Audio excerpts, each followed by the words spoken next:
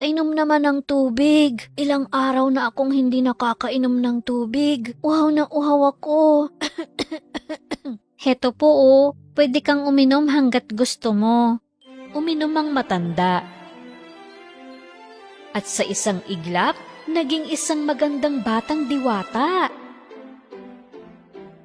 Ha? Diwata? Gusto kong magpasalamat sa iyong tulong, magandang dalaga. Humiling ka.